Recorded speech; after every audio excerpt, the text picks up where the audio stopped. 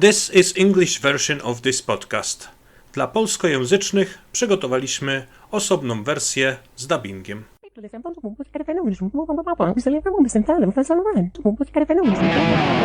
Mądrze gada. Rozmowy z ludźmi, którzy wiedzą, co mówią.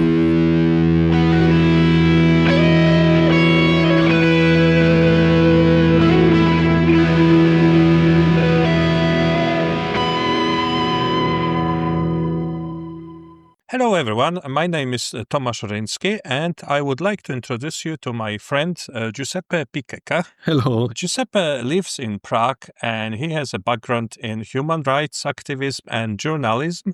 And although he wanted to mention that today he is here as a private person capacity because he's currently not working in those fields, he still remains very adamant and provides a lot of useful information and online activists in regards to certain current events.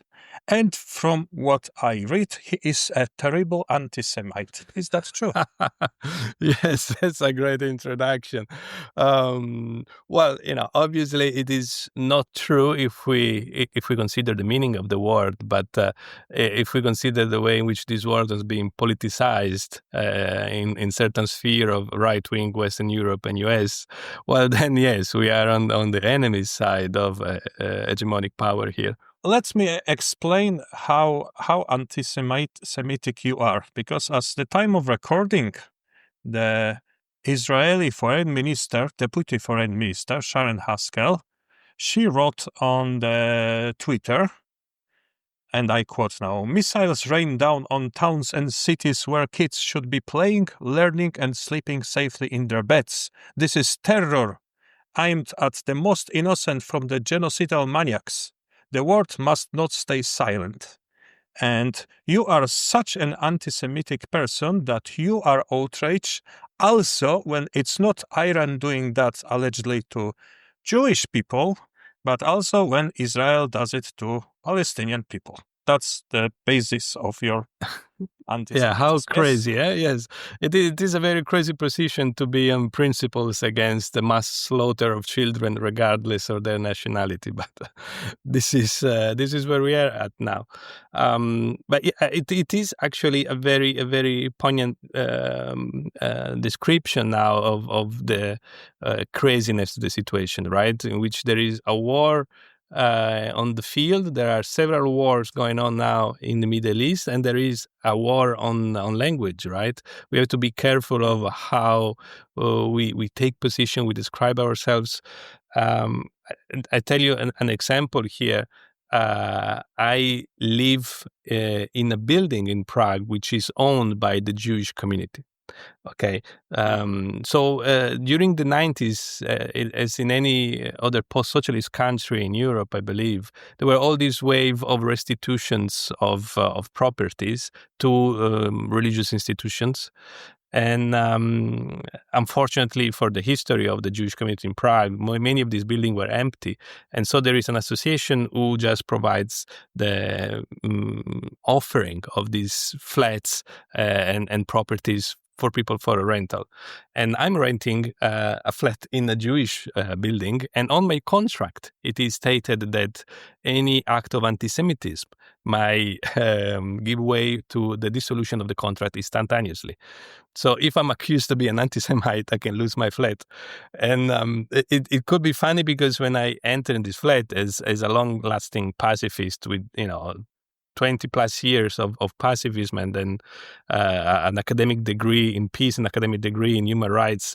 For me, being accused of being racist is as far as the moon. But in these days, if I have a Free Palestine flag in Prague, I might be accused of being such, which is crazy, obviously, but it gives the idea of the hysterical times we're living in.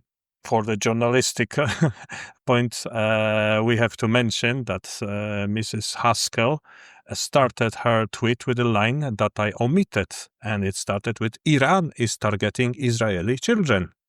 And those genocidal maniacs she refers to are not in Tel Aviv, they are in Tehran, which is another interesting question, because it's not only like the brilliant example of double thinking, or because like it clearly shows that for her, Israeli children are worth of the word outreach, but those Palestinian children are not worthy of mention at all, because they are, I guess, Amalek, they call them, yes, or animals or whatever. But this also shows that if such genocidal regimes are let unchecked, they are never satisfied with what they are doing, because that these wars in the Middle East that you're mentioning, somehow Israel is involved in many of them. Yes. And it's like Netanyahu was saying for at least 30 years that Iran is just about to build the nuclear bomb. And he was saying, like, Iran is going to bomb us any day. Yeah. And now Iran is bombing Israel. All it took, it was for Israel to be hostile to Iran for many decades and bomb them. So it will really be hard to imagine that somehow can pull it off and still keep the narration in check. But for some reason, Israel is still doing that, although I think they are sleeping now and less people are falling for it.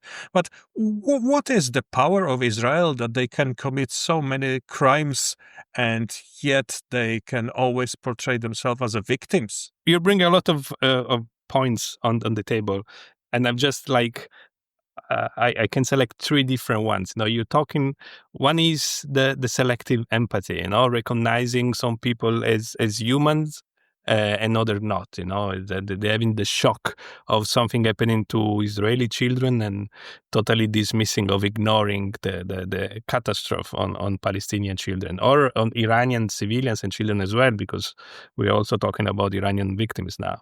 This is one Syrian or Lebanese. It's all around the region, as you said.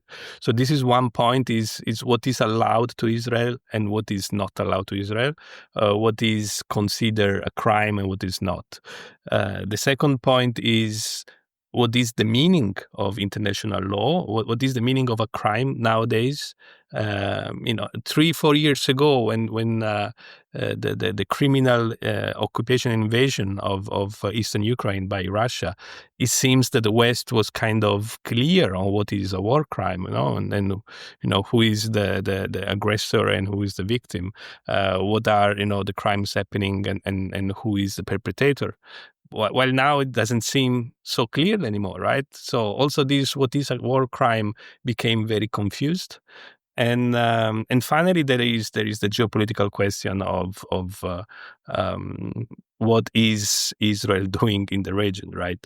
I think that for my past, I'm more able to reply to the first two questions, about the description of a crime, the description of rights and empathy and so on, while what is doing Israel in the region, I will go more on the speculation on the political side, saying Israel is very much a proxy of imperial interest in Middle East. So, when I say empire, I don't quote imagining Star Wars, but empire really in the Tony Negri or Michael Hart understanding of a series of power convergences in which there is not a real heart of the empire, there's not a real capital of the empire, there's not a real emperor, but there is a system which is contemporary neoliberal capitalism, which have different companies, different corporations, different institutions, different states.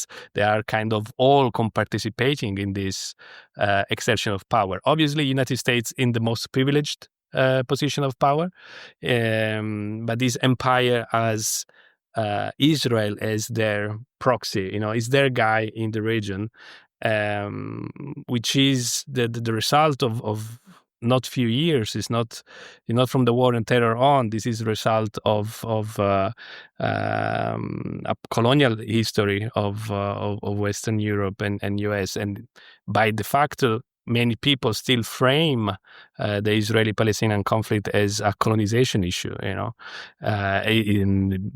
You just hear the word settlers, and you remember yourself that this is a colonization going on by Israel in the region.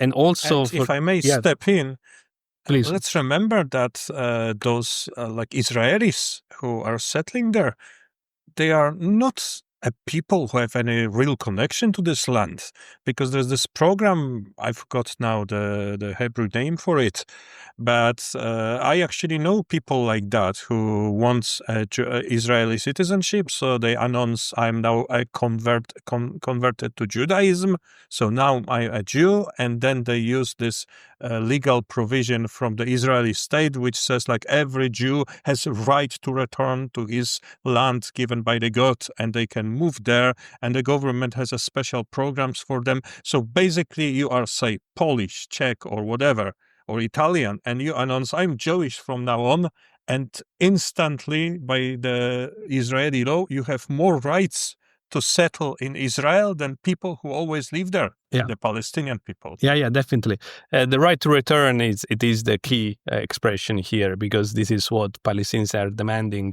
Palestine 48, for instance, the people who were expelled during the Nakba just after the Second World War, this right to return was the key point of their political action, and you know that there are millions of refugees in the neighboring country. But when people look at Gaza and they see that it's such a small strip with so many inhabitants, you know, we have more than 2 million inhabitants in a very narrow street of 40 square kilometers.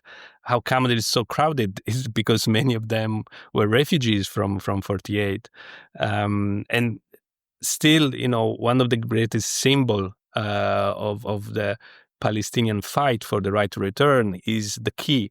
When I visited the Palestinian refugee camp in Amman, Palestinian refugee camp of Baka is the name. There are more than 200,000 people living there, and the entrance of the camp, you have the sign that says temporary refugee camp, and it was built in 1968. So it's 57 years of being temporary, and there was full of graffiti, full of images, full of drawings of an old man carrying a key. Because it's true that in many families, the old, you know, grandfathers now or great grandfathers, they still carry the keys of the flat or the houses in which they were evicted and thrown out in 1948. So right to return, it is fundamental for the Palestinian narrative. And it is so absurd that this right to return became a policy for Jewish people from all over the world, basically, that they could go and freely take possession of a land. And I would like to stress it. It's not there are like actual Jewish people from Israel who are actually returning there. No, everybody can convert to Judaism and become a Jew, and then they fall into scope of this law. It is part of this messianic religious extremism, right?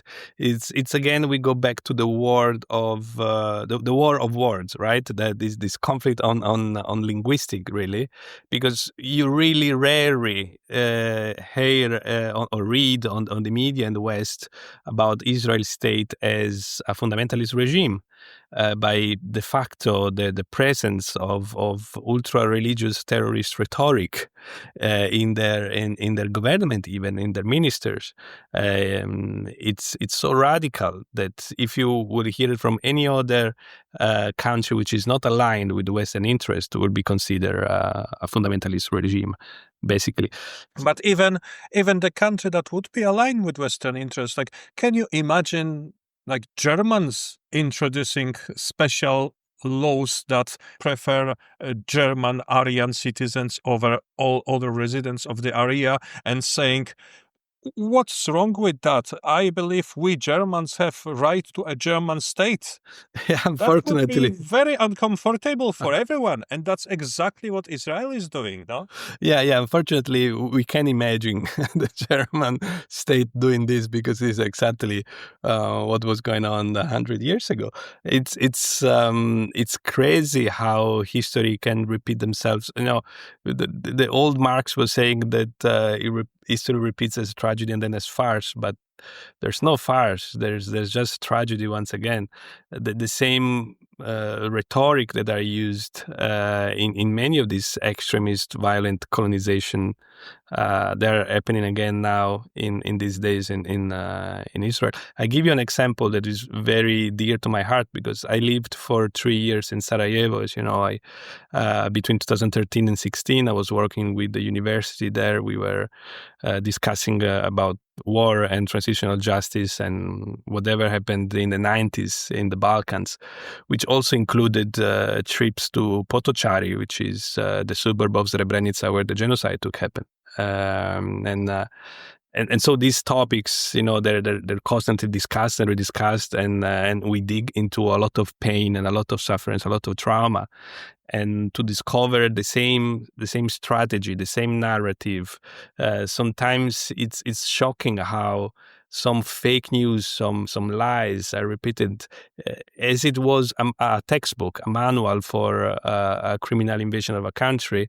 I give you this very specific example that in 1991, at the start of the war between the Croats and the Serbs, on Serbian newspapers came out that in Vukovar, which is a town on the border, the Croats had killed 40 Serbian toddlers. Like really 40, and the same was the propaganda news that then it came out to be false, and it was proven to be a lie, of the 40 beheaded Israeli children after the Hamas attack, which was still a crime, obviously. Nobody's going to belittle this, but the use of very sensitive lies to move to a powerful reaction of anger and vengeance, it is like at the core of any criminal activity, because you will never have a state that says we are going to commit genocide.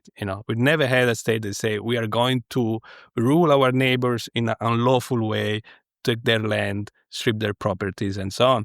They always have to build up a narrative of victimhood. And you saw how good Israel is doing this. And also wipe out those people, this another very famous slogan, like land with no people for people with no land. Yes. It was no land with no people. It was land of plenty of people, Jewish, Palestinian, all other nations. So, but before we go to that, I wanted to mention, because you said that in the beginning they were like putting out those lies to justify their actions, like about this beheaded children in the oven or whatever. But I don't know if you've noticed that Israel doesn't bother anymore with providing lies to cover up. Remember when they started bombarding hospitals? Yeah. They were saying, oh, there's like Hamas base underneath, and they were making idiots of themselves by providing like the doctor's rota and saying this is some Hamas document. You probably remember that very well. Yeah. Now they don't even bother because they know the world will do fuck all about that. So they just bombed everybody, every single of 400 or however there was like health clinics and hospitals and pharmacies and everything. They bombed universities, they bombed orphanages, they bombed everything, and they don't even bother to provide any lies. They just repeat this, like, we want our hostages back, and even when the hostages freed themselves and were heading back with white flags, speaking in Hebrew, they still shoot them. It's no longer a tactics. It's like a frenzy, I would say. Yeah, like but it's not needed. Yeah, it's not needed anymore, because you do this when you're afraid of a reaction, right? So it's like you throw a stone a bit more far away and see if anything happens. If nothing happens, you keep exaggerating more. It is like, I think this is understandable on a strategy point of view. We do a crime and we see how the world reacts, and if they let us go away with it, then we continue. You may have noticed that sometimes Israel provides some excuse or some message like, okay, this was an error, right? And then they continue and go ahead. When they see there is a little outcry in the media, then they say, oh, sorry, that was not meant to be. It was a mistake. But then when they see there was no outcry at all, Well, they continue, and this was said loudly in the Knesset, the parliamentary session in Israel. They said they allow us to kill 100 people by night. We will do it. So yeah, definitely now there is, after more than 30 hospitals bombed in Gaza, there's no need for them to provide an excuse. Yeah, and also, even if they provide the excuses, they are like really half-arsed, so to speak. Yeah. You probably heard about this Polish volunteer who was killed, among other, from World Kitchen Organization, or whatever the name was. So if you are familiar with details, they bombed a car they were driving. So they evacuated from this car and got to another car, which was then bombed as well. So they evacuated the injured and put them into the third car. And that car was bombed as well. And that was all well-marked charity organizations' cars, which were traveling with arrangement with the IDF. So they were perfectly aware of what they are doing. This reminds me this old Polish joke about the guy who murdered his wife, and then he said in court, "Oh, no, I was just like sharpening my knife and she tripped and fell onto my knife, very unfortunately, and that happens 27 times in a row." So Yes. this is the kind of excuses they are giving us, and yet even the Polish government, who like calls up the Russian ambassador whenever a rocket flows into the Polish airspace for 20 seconds. Not that the ambassador is bothering to turn up, but at least they are doing something. When they murder with cold blood a Polish citizen, the Polish foreign minister is politely asking Jewish ambassador if he would be maybe so kind and spared some time for a nice friendly conversation. This is really outrageous that everybody is so afraid to say what's happening and to put Israel responsible for what they are doing. It is. And I think this connects to a point that it's very dear to my heart, which is the dissolution of international law as it is. Because, you can see exactly in this kind of behavior of submission to the ruling powers that it doesn't exist any protection, any shield by the law, because you don't trust it anymore. You don't feel like saying this is illegal. You just feel like saying, my big brother doesn't like this or like this. It is all about power these days. And it's not that it was not the case in the past, but I would say that until the beginning of the 21st century, there was still a kind of understanding that the international law system created after Second World War had a kind of agreeing power, right? The problem with international law is that it is based on the mutual acceptance of the law of the different parties. So all the ruling powers decide that these principles are valid, and then we will abide to these principles.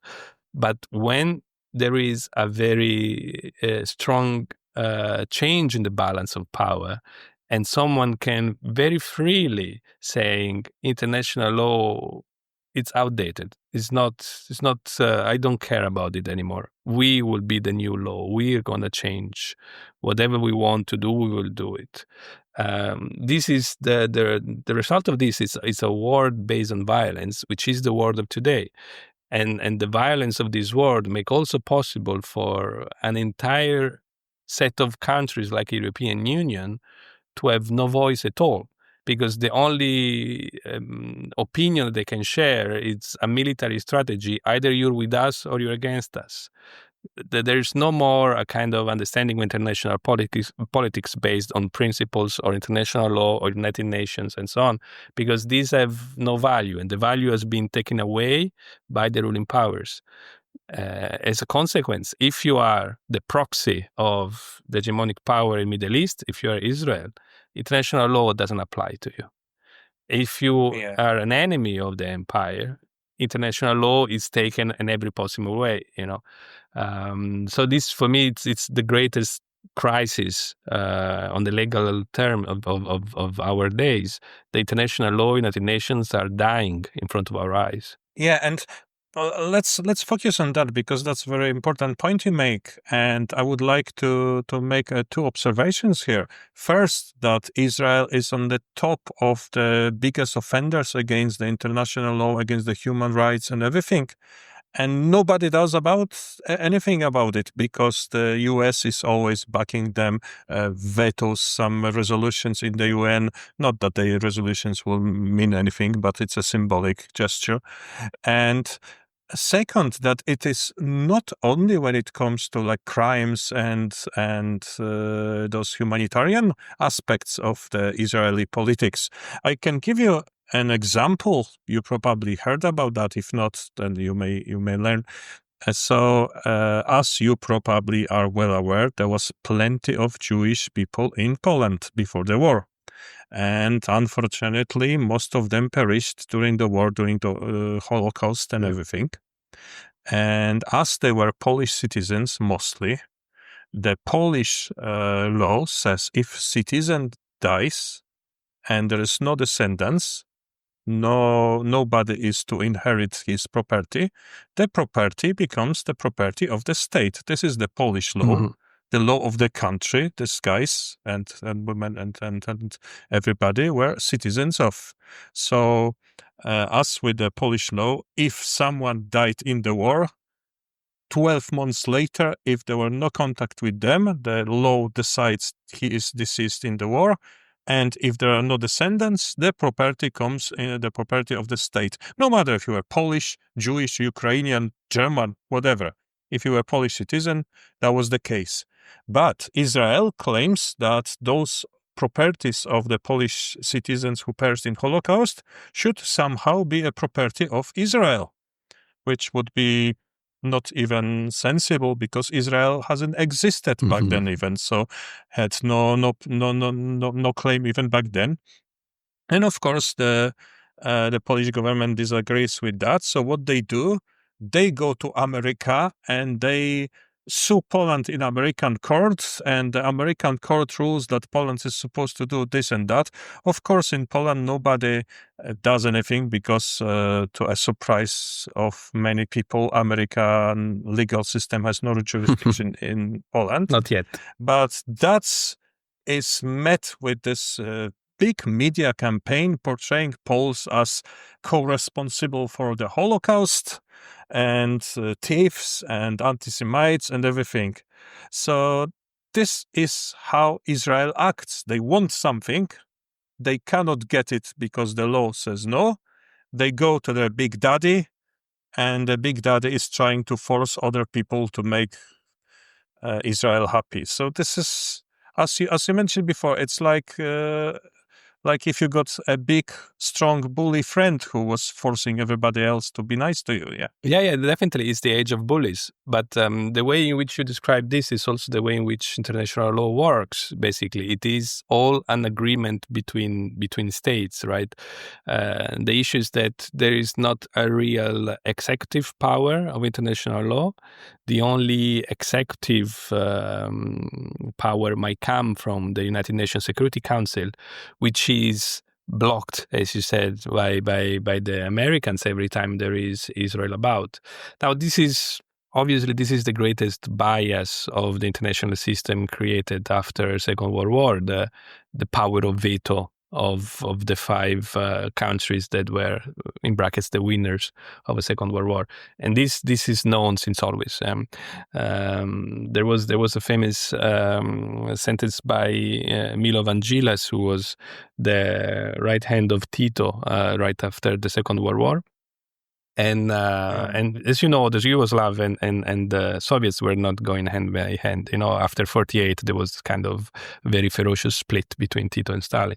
But Gilles said he was present at work establishing, you know, the future United Nations system, that the Security Council will work just in case of a conflict between two minor states. When there is a conflict involving one of the powers, they will vote for the powers. Where there is a conflict between two powers, there will just be a third world war. And that's really much the point. You know, the fact that the veto blocks any action that is involving, the interest of one of the big five players. It does block United Nations from work effectively on the ground. And you say that Israel I forgot the number, but it's a huge number of UN resolutions that Israel is violating. Most important and the basis of it is that United Nations recognized the right of statehood of the Palestinian people decades ago. Right. And the famous lines, the famous green line for the Palestinian state that was supposed to be built, it was drawn in 1967. This is the greatest hurdle to any peace process, the fact that Israel has never recognized the possibility for the state, which was kind of ordered by United Nations. But again, no executive power of United Nations, no executive power of international law. The result is in front of our eyes, the impunity that Israel can enjoy. And I say another thing on this because Israel, it's so central to the reason why international system is not working, but also the reason why international system is dying. Because after so many years, and we're talking from the end of the Second World War until the arrival of the new millennium, there was not possible to have an international criminal court. An international criminal court finally was established just a little more than 20 years ago, and the reason for it was also to overcome some of the original problems of the inability of United Nations to act, and finally you have this court that independently call for international warrant for arrest of criminals, even head of states, and. Now look at the joke that all the Western countries, they're totally disregarding the fact that since November of last year, Netanyahu and Gallant have two warrant of arrest for their crimes against humanity, and they are free to go. And also the media, they don't mention this anymore, right? Because again, if international law is based on the acceptance of people to abide with the law, if politicians and media don't use the tool of the International Criminal Court, then this goes into forgetfulness. And it's not a minor issue because the ICC, they're alleging the responsibility of war crime of starvation as method of warfare, of murder, of persecution and inhumane acts. This is what you read on the arrest warrants. The fact that this is forgotten is the death of international law as we know it. Mm-hmm. But you keep talking about the big countries, like ignoring that because Israel is the friends. But I'm amazed by the smaller countries. See, when there was some talk that Netanyahu may come to Auschwitz for celebrations of some anniversary earlier this year. I don't remember now, I would have to check, but it maybe wasn't Donald Tusk himself, but someone from his government who said that we won't arrest him even despite there's a warrant for him because we want Jews to feel safe in such an important moment of celebration of Holocaust anniversary and whatever. I'm all for Jewish people feeling safe in Poland, but I'm strongly against war criminals feeling safe in Poland. Yes. And Poland is a bit brown-nosing the Israel from time to time, but it's nothing compared to the Czech Republic where you live. Yes. And I recently seen your picture on Facebook when you went to the city hall and there was a big Israeli flag on it. Yes. I would feel uncomfortable if my city hall was displaying a symbol of genocide, which the Israeli flag unfortunately became today. So why Czechs are so in love with those genocidal apartheid maniacs from Israel? Unfortunately, I need to ask myself this question very often since many years, because as I'm living here since 8 years now, I've participated several times in demonstrations for the rights of Palestinians, which you might imagine they were always very small. Because now everybody now it's very much angry and obviously, and in a certain degree, rightly so, accusing Hamas of their crimes. But they don't remember that a few years ago, there was the Great March of Return. It was the greatest nonviolent action of resistance within Gaza that brought for 1.5 years constant demonstrations of people just marching to the fence, asking for their right to return, first of all. And they were slaughtered by Israeli snipers. So every 2 or 3 years, there is always a reason for demonstrating for the Palestinian rights. And so I've been doing this in Prague. And in the past, these demonstrations were not more than 20, 30 people, right? In a town of 1.5 million, in a country of 10 million, the attention on Palestine has always been terribly small. In the last 1.5 years, the demonstrations are very rarely reaching the 1,000 people. I would say just twice we reached around 1,000 people, and then we were always lower. And yes, the country, it is the most pro-Israeli country I know. I know more Israelis that are critical of Netanyahu than Czech people. This is to give the extent of how much pro-Israeli people are here. And it is true that every time I need to go and pay my parking fee in the municipality of Prague 1 where I live, I have to pass under Israeli flag, which has been there since October, nearly 2 years ago now. But it was not only that. There is a great alignment of the Czech public on this. If I compare to Germany and Czech Republic for many months, they're trying to compete on who is the most pro-Israeli one, institutional wise, right? If you look at the votes at the United Nations General Assembly, if you look at the institutions' speeches and positions, the two of them are always trying to be the most absurdly pro-Israeli possible. But in Germany, there is more popular unrest. If you go to Berlin, there is a kind of strong cultural struggle, also because of the demography of the place. Berlin is the third town of Palestine by number, especially Neukölln. So at least there is a popular unrest, because I would say, as Italian especially, I kind of have an expertise in terrible governments and terrible media, but with popular, unrest.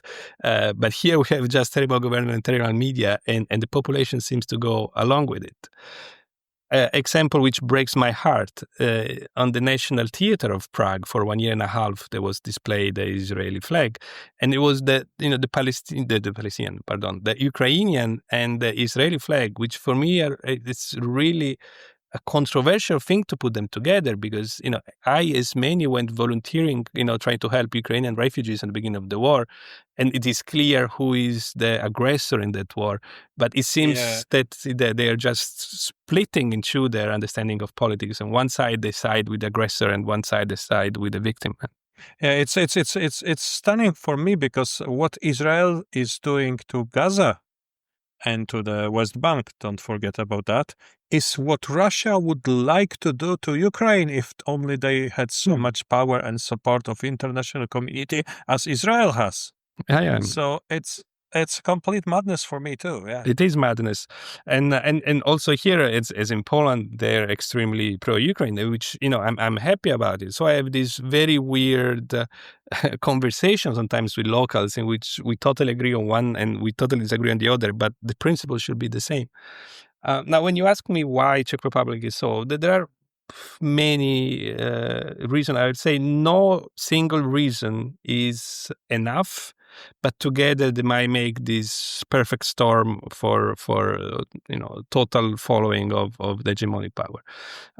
First of all, it is a reaction of the communist times, right? Because being pro-Palestinian was the political order from Moscow during the socialist era.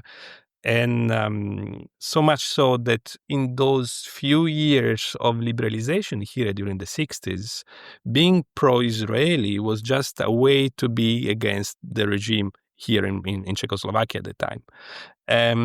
So much that in 1967, there was extremely famous reportage by a Slovak journalist and writer, which I really loved as a writer and a bit less as a journalist.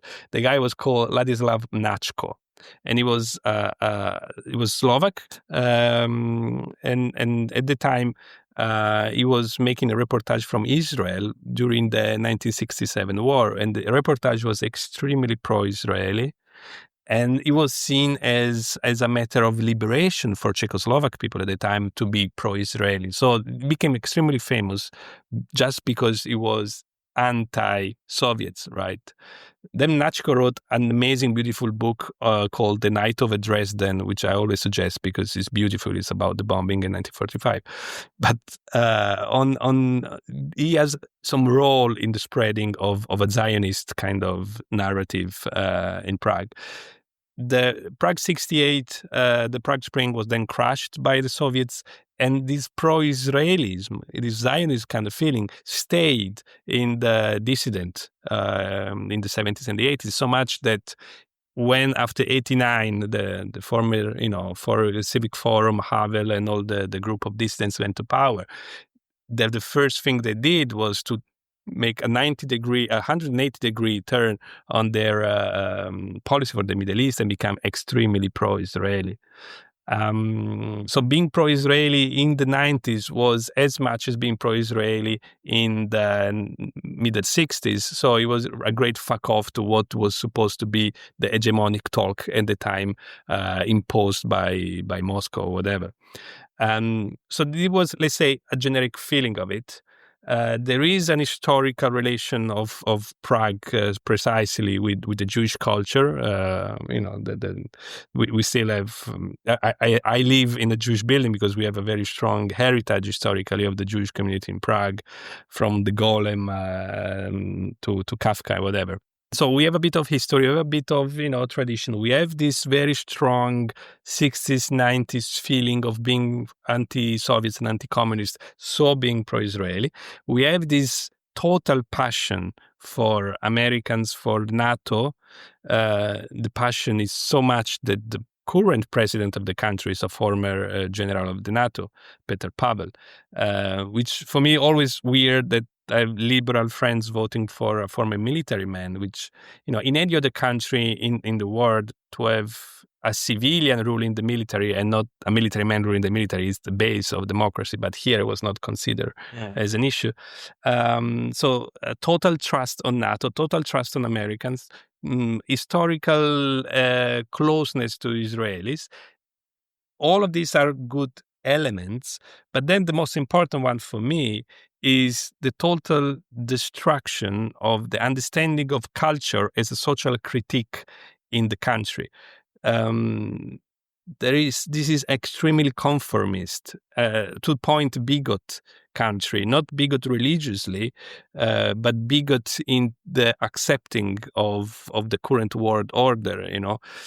This is de facto a capitalist jewel because the arts and the youngsters and the universities and the public voices are extremely in love with the new capitalist order, and they really rarely found any way to criticize society as such. Mostly because, in the 90s and 2000s, the country grew up very quickly and everybody got rich and everybody is kind of away from hunger or from the real struggle of the flesh. But there is known to zero criticism on political base. The understanding of culture as social critique here disappeared. So in people of my generation in the 40s and youngster, the understanding of not talking about politics is extremely common. People are just not interested in common. It's one of the country who reads the most, who goes most to the cinema, to theater, but they don't reflect on political engagement of it. Being politically engaged is often seen kind of as a problem. So I think if you unify all of these elements of people and artists, especially not interested in the public thing, with the traditional love for the Americans and love for the Israelis, you have a situation in which propaganda works so effectively, right? and it does.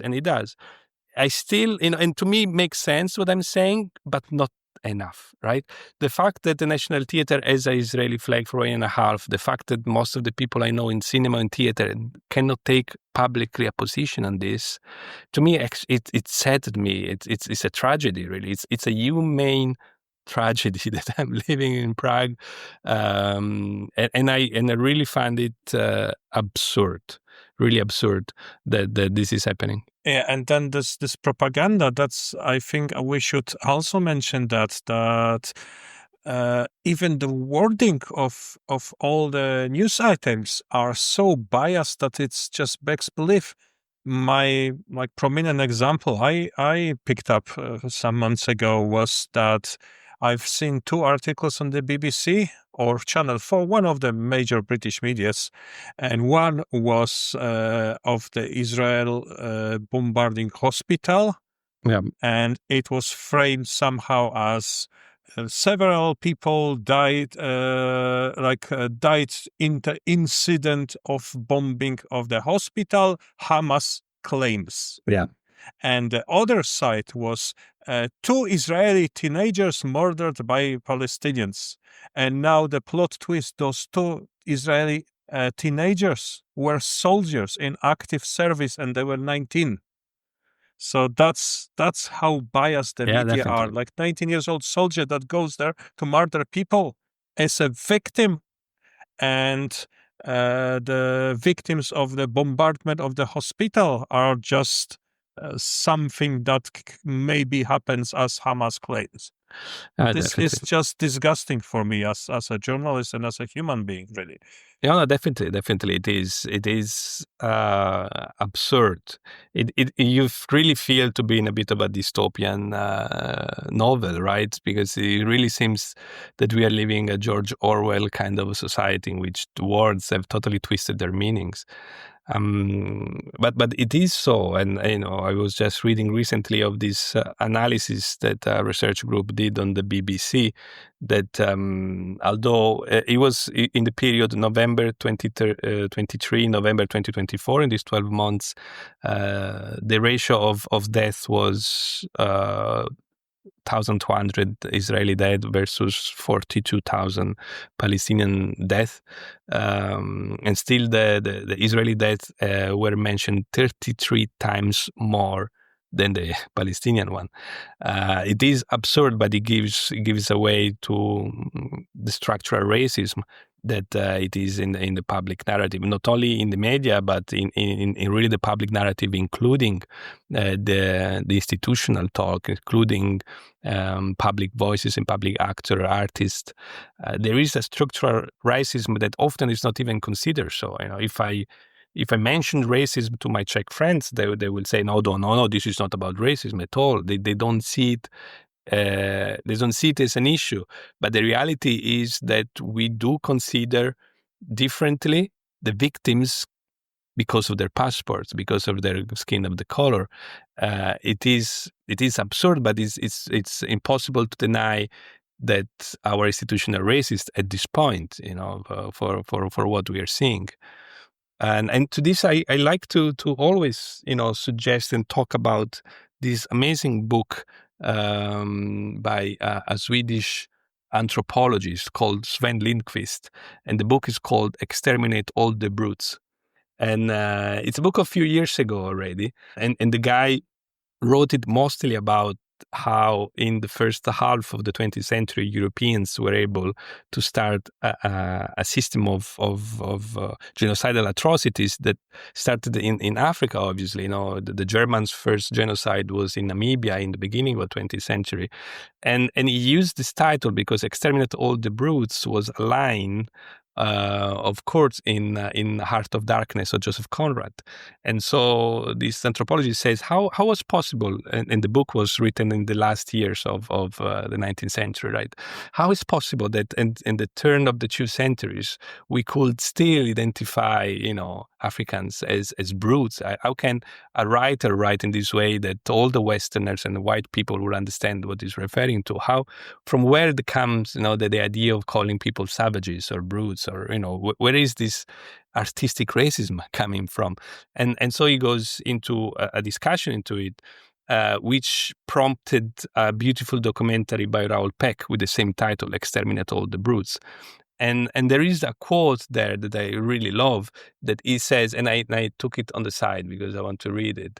He said, "You already know enough, and so do I. It is not knowledge that we lack.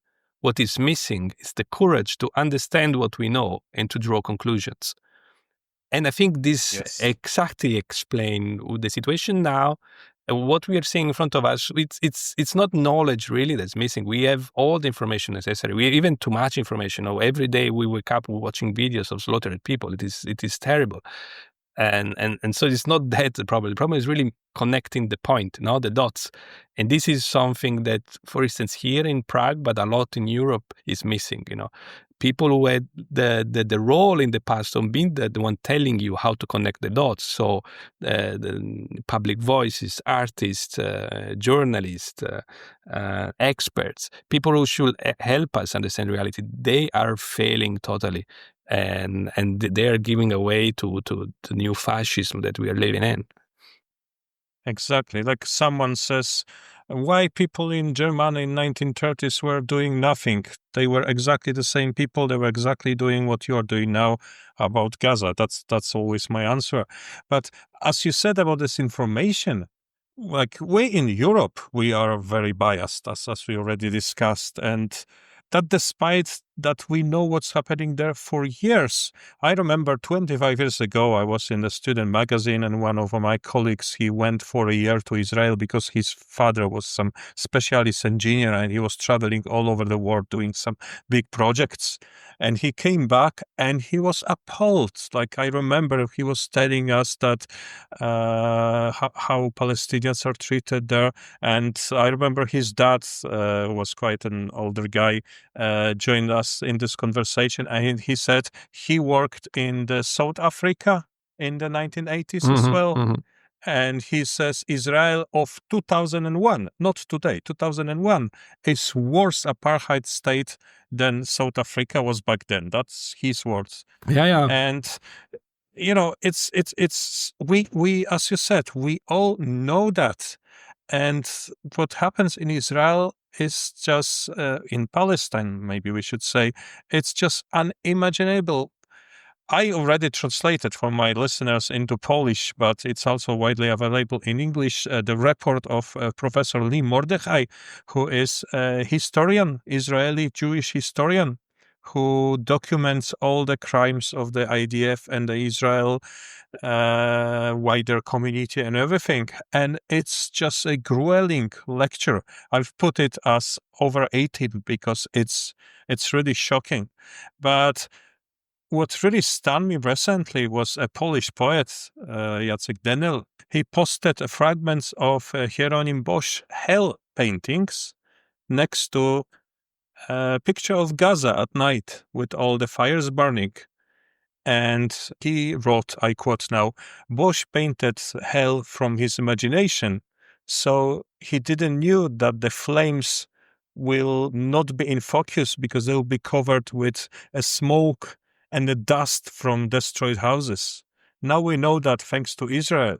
So this is the level of atrocities we are talking about. And to pretend that you don't know is one thing.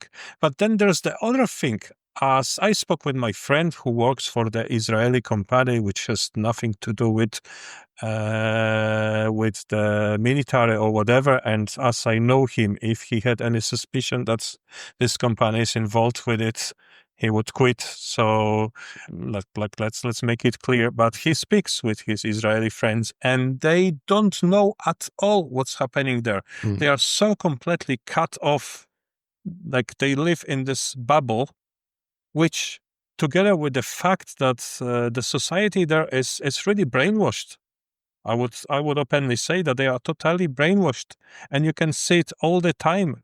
I recently watched this Guardian documentary on YouTube about the Green Line, where the reporter travels along the Green Line, and he just speaks with some random people he meets on the street walking the dogs, and what they say is just making your hair stand up.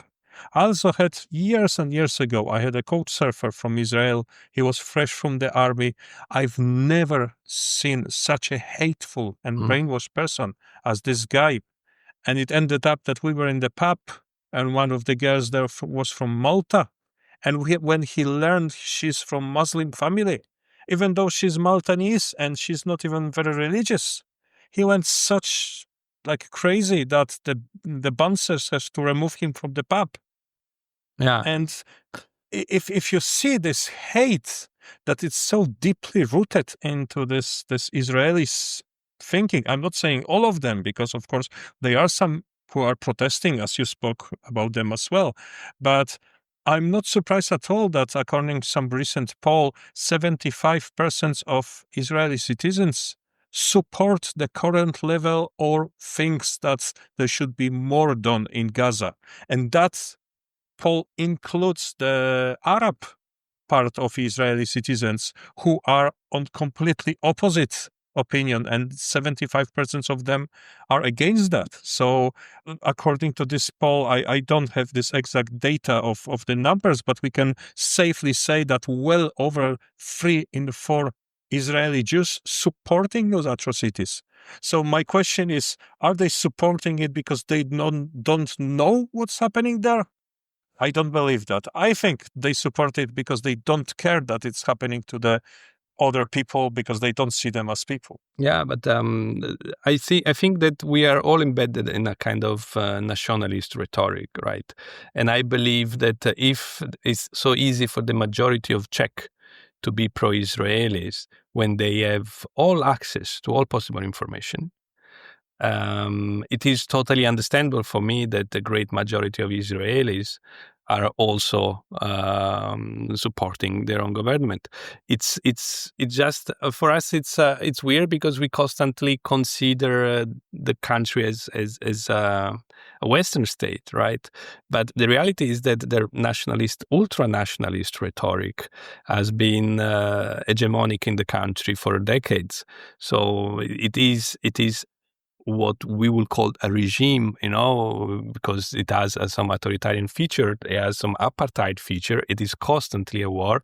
It is constantly built up in a war rhetoric. It is ultra nationalist and ultra religious.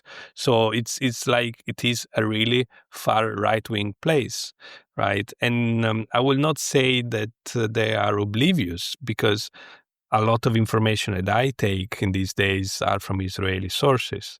You mentioned one historian, that, there is a group of new historians from Israel that are very critic. The most famous is Ilan Pappé, and his book, The Ethnic Landscape of Palestine, is already 20 years old. I read a lot from some NGOs in Israel, Breaking the Silence. It is an organization of former soldiers who decided to denounce their crime. Yeah. No, B'Tselem it's another. It's B'Tselem is the biggest human rights organization in the country, which is also very important because they also decided since few years to use the word apartheid. And then there is this beautiful magazine called Plus 972 magazine, which is one of the co-editor of the magazine is Yuval Abraham, which is the co-director of No Other Land, the documentary that won the Oscar earlier this year.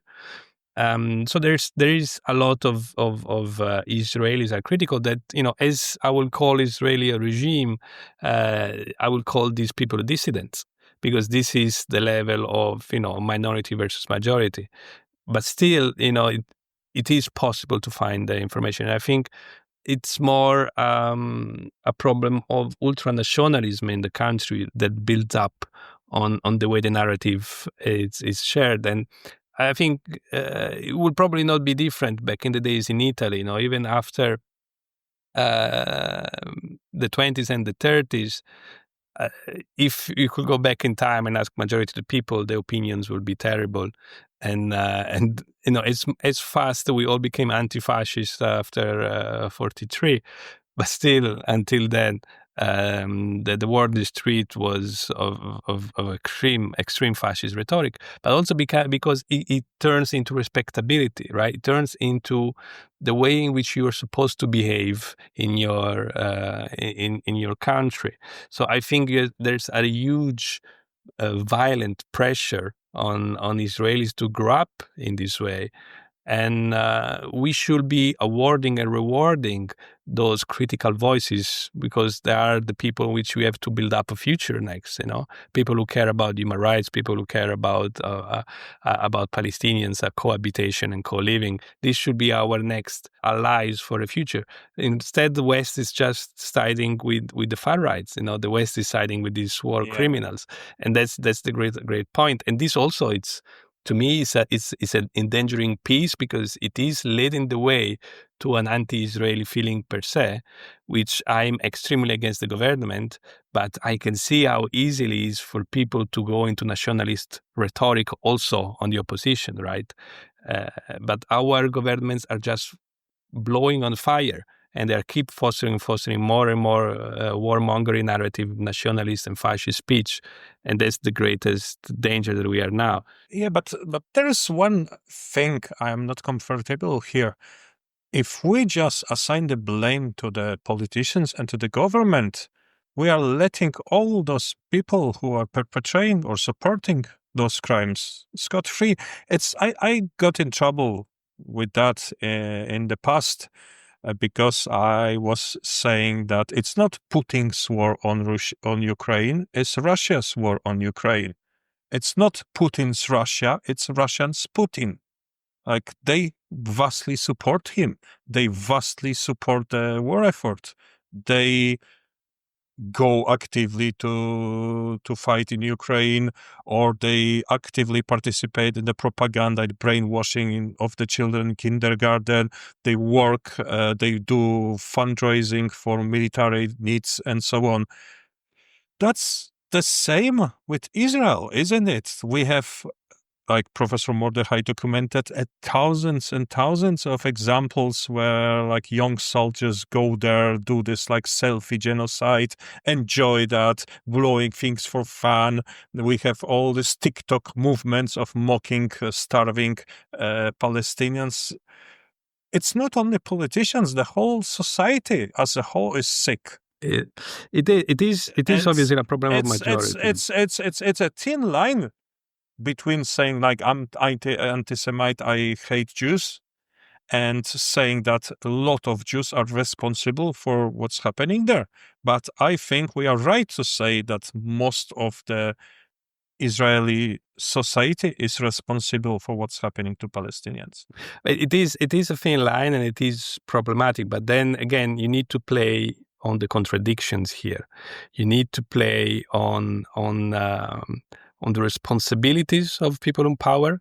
You need to play on creating a value of shame for everyone who is supported. Now, everyone who is involved, and I'm sure there are dozens of thousands of war criminals. It's not, obviously, I will never say that the problem is Netanyahu and Gallant. Obviously, there are thousands of people, and it's a huge criminal procedure problem to face when the peace will come. But you need to create a level of shame for the general population, because you cannot prosecute everyone, and you cannot exclude working with resistance within the country. What happened at the end of the genocide in Rwanda was an extremely brave and progressive and romantic way of creating thousands and thousands of village tribunal. So basically every local community rediscussed and reopened the wounds of the past and talked about it. And, obviously there were a lot of prosecutions, but you need to recreate a kind of a humanitarian narrative into it. You need to put the base for being able in the next future to create a single state in which citizenship is ruling, and not nationality and not religion. So you need to force your hand into using your speech in that way. I believe this is my pacifist, approach. It is to punish the culprits, to punish responsibilities, and then create shame for whoever has supported it, and then to create a breaking with the past. At the moment, it's the opposite. At the moment, the responsibles are being awarded, and instead of shame, you have this nationalist, heroic rhetoric. So we are just in opposite direction entirely of what we should be. You still have some optimism. You mentioned that there has to be the country where everybody lives in peace. I realistically cannot see that happening in the foreseeable future, really. Because even though, as we've seen during recent Iranian counterattack on Israel, all those settlers who were so Jewish when it was free houses and citizenship are like escaping in droves. But we have also to remember people who come from all over the world to voluntarily join the Israeli army and commit war crimes in Gaza.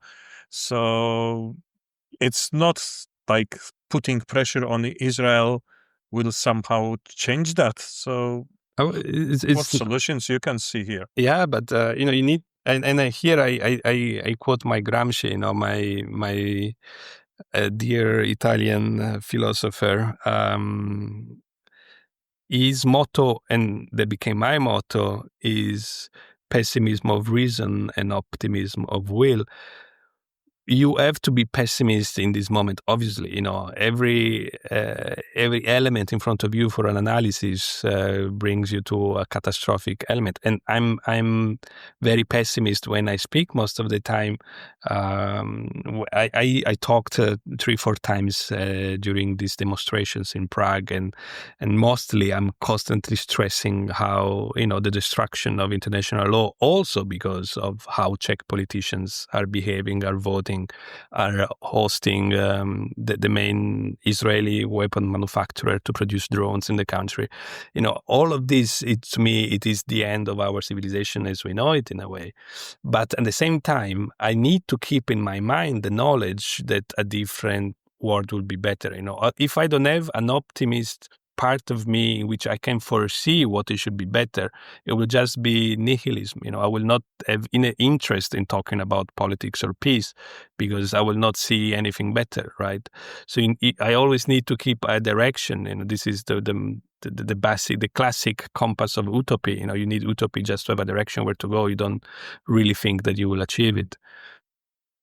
Yeah.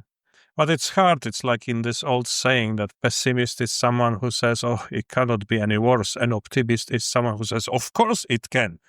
So I'm afraid we can be somewhere there.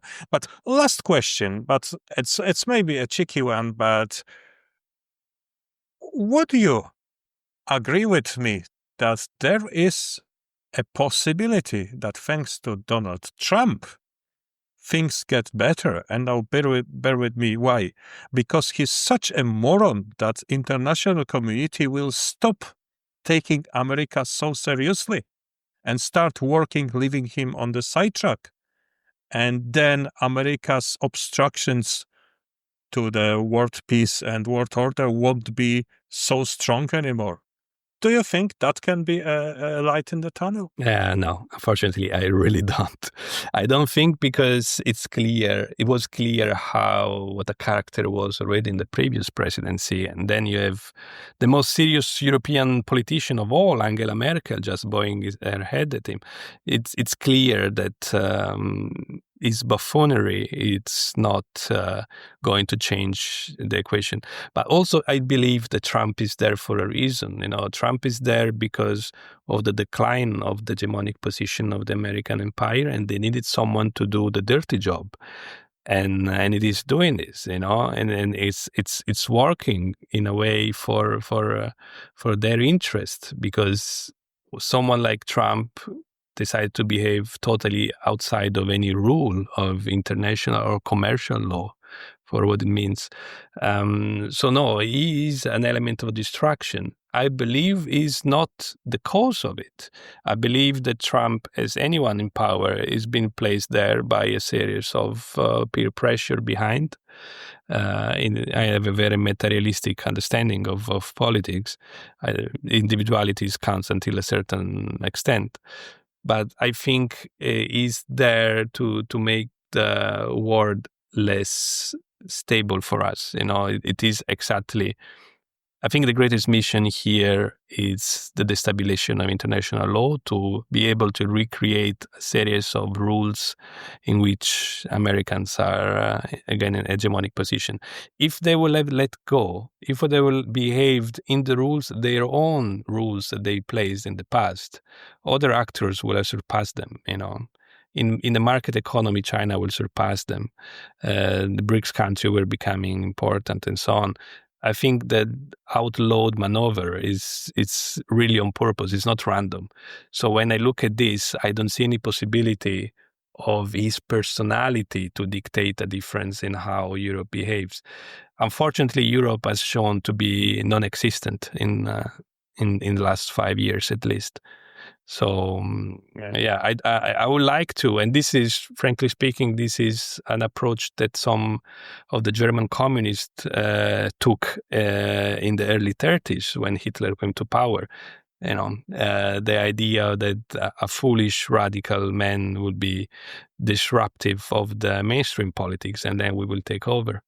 These bets never pay off. This is what history tells us. Okay, so thanks for crushing my hopes. So tell me where you take your hope from. I don't know. Sometimes I think it's just practice. Sometimes I think I'm fooling myself. But I just finished to read a book that I missed for many years, although it was there for decades. I was reading now The House of Spirits of Isabel Allende. I don't know if you ever read the book. It's a classic, and Allende was the niece of Salvador Allende. And reading the book, I read all of the violence of the crushing of the Allende in Chile and the arrival of Pinochet, and I think a lot of similarities are there from the crushing of Chile and the neo-fascist dictatorship that came. In the rhetoric, in the future, in the understanding, in the support of the market, and in the crushing of humanity. And for how much this made me cry, and I was so sad, the power of art and narrative and humanity in telling the stories in the moment in which this was overcome make me think that there is still, some hope in how humans work and behave. It is very bleak, and it is more a fascination that I have with the art that come as an illusion. So I want to persuade myself that humans are capable of better politics than war and destruction. But it is a very useful illusion. I think we all need a bit of utopia, and then I think utopia through narrative and narrations and stories is the best. Okay, so let's cling to that, and let's hope the problems will be solved somehow. We'll Still not very optimistic, but something has to happen. Otherwise, we all will be doomed. Really. I think it's going to be worse and worse, but what we can do is just trying to do the possible, not to have regrets that we participated in the establishment of fascism. It's a way of you to be a resistance. The resistance can take form in this podcast, in a chat at the pub, in a post on social networks. I really believe that just being aware and active and talking, it makes our duty done. Yeah, at least we are not silent. At least not much, but it's not nothing. No, it is great. It is important. It is very important, because then you look around and you see the majority of people are silent. So you say, okay, if everybody speaks a little bit, things might be better. So, yeah, but let's see how it goes. Yeah, for now, let's keep talking. Let's have the voice of the Palestinian people heard. If they cannot be heard themselves, let's help them out any way we can. Thank you, Giuseppe. It was a sad, but I think needed and important conversation. Thanks a lot for the chat. Thanks. And our guest today was Giuseppe Picheca. Thank you. Goodbye, everyone. Thank you.